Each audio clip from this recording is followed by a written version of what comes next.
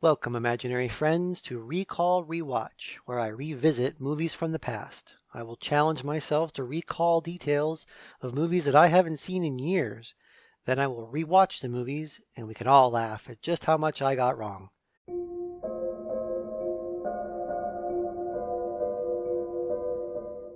Next movie on our list, Poltergeist. I'm not looking forward to watching this movie. This came out in 1982. Please clap.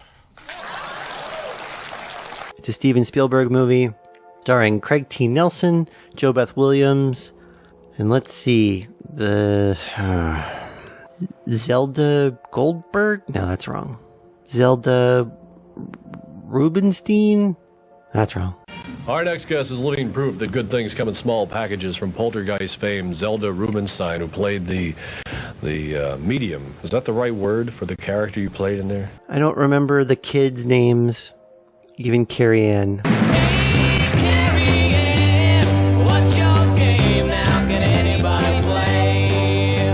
Carrie Ann's not the main actress, but she's the main child. She's essentially the MacGuffin of the movie. I saw this movie when I was a kid, and it terrified me. Things were different back then. You know, movies like Indiana Jones and the Temple of Doom, kids were allowed to watch those movies. That might explain a lot about my generation. Poltergeist revolves around a house. Craig T. Nelson is a real estate developer. Always be closing. Always be closing. I think. Oh, I think Robert Mitchum is in this one. Not even close, bud. There's an old guy. No, I can't remember who he plays the old guy. So Craig T. Nelson's family lives in this house, and their daughter is abducted by the television, which sounds stupid, but it was scary at the time, and way better than The Ring. The first part of the movie is more like a humorous kind of haunting. You know, the poltergeist isn't seen as a necessarily evil force until it abducts Carrie Ann. And even then, it's not as sinister, but as the movie progresses, it gets worse and worse. And there's some pretty awful scenes in the movie. The scene that probably scarred me the most as a child was when Carol Ann's brother was almost eaten by a tree. And I had a tree outside my window as a kid, and I was scared to death of that tree. So they hire these people to come. I think they're like from a university or something. I want to say there's 3 of them or 4 of them. 3 of them. And they're just normal people. And then the 4th one's that Zelda Rubinstein. And she's more like a spiritual person. But the people from the university come and they set up all kinds of equipment and they capture the ghosts on film. And there's some pretty awful scenes there too. There's a scene where a guy's pulling his face. I remember this movie very well. I have not seen this movie in forever, but I remember it. It's seared into my memory. And it will be interesting to see how the special effects hold up over time. I suspect not well. It will be interesting to see how the performances by the actors come across all these years later. I'm gonna watch Poltergeist. I'll let you know what I think.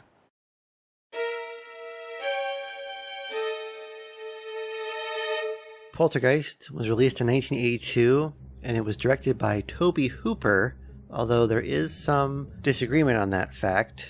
The IMDb score is 7.4, the Rotten Tomatoes score is 88%, and there's a reason it's considered a classic movie.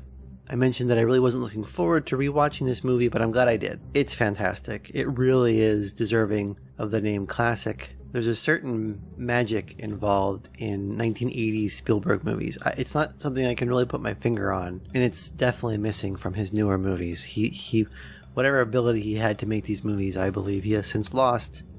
There's just something special about them.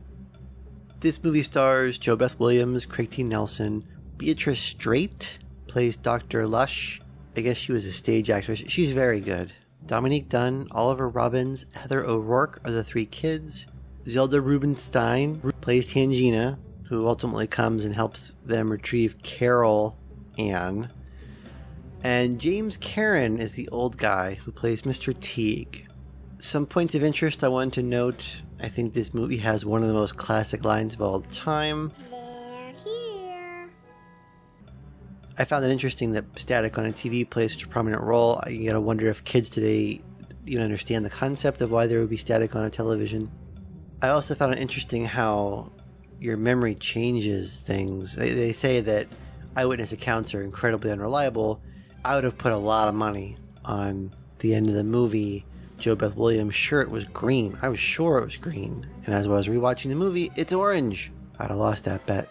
The things I really liked about this movie, I thought it was interesting how the subject matter of the paranormal was treated as serious. It was treated seriously, but not realistically.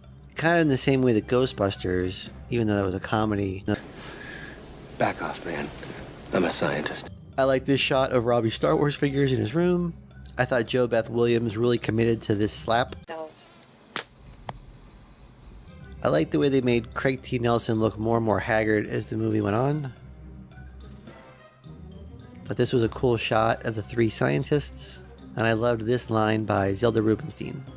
You've never done this before! Neither have you! You're right, you go! There were some things about this movie that I questioned while I was watching it. Carol Ann's haircut. I questioned whether or not you'd really keep a clown that looked like that in a kid's room in such a prominent location, especially after they've already been abducted once and the clown's still there. And then nobody ever checks that spot on the wall. After Carol Ann says they're here, they go into that spot on the wall, the dog's barking at it, no one ever looks at it. That tree that caused me so much trouble when I was a kid caused me trouble as an adult. There's a part where Robbie says, "It looks at me, it knows I live here." It's a very wise old tree. Looks at me. It knows I live here. And Coach just blows him off. Could you imagine your kid, your 8-year-old child telling you that the tree is looking at you and knows you live here? It was just a specific thing to say. And Coach is like, all right, get some sleep. Doesn't close the drapes even. Like, there's drapes. Just close them. And why is this tree even there? There are no leaves on this tree. They show they live in California. It's lush. It's green. It's not winter. It's not even fall. This tree is dead. Why is this tree here? What kind of tree was this anyway? Anyway, I question if they would really put an 8-year-old in a taxi to go live with grandma. I guess maybe in 1982. They didn't have Uber. Robbie? Call me, okay? And could you really build houses on cemeteries if you don't move the bodies? I can't dig 2 feet in my backyard without calling power and gas because I don't want to hit a line. They got to come out with the little flags and the paint. You're telling me they got a whole cemetery underneath these houses? None of them had basements? That's dumb. There were some things I hated about this movie. Some of the special effects. Overall, the special effects were fine for a movie made 35 years ago. But some of them stuck out as particularly bad. This cyclone right here. The way things were flying around the room in this shot.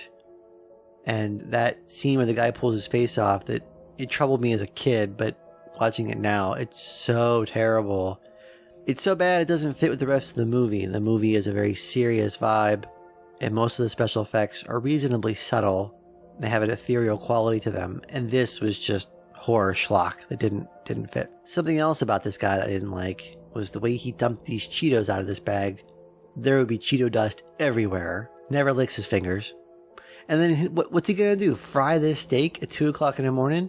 They're whispering in the next room, and then he gets up and is like, I'm going to take this steak, this unwrapped steak just sitting in the refrigerator, and I'm going to get a frying pan and fry it at 2 o'clock in the morning, and that's not going to wake anybody up? Come on, that's stupid. But what I really hated most about this movie when I rewatched it was the ending. The entire movie, Joe Beth Williams' character is relatable and strong, and she's the protagonist in this movie.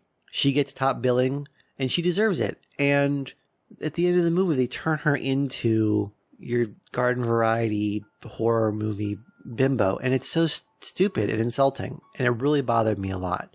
The whole last part of the movie is just horror schlock, with all the bodies coming up out of the graves, and it's stupid. The way she falls into that pool, that would never happen. I don't know if someone who's never seen this movie would like it or find it good. It's impossible to separate nostalgia from quality, but I think it's a well-made movie. I think Spielberg knew how to capture magic in the 1980s, and I think this movie is a good example of this. So, my final verdict: This house is clean.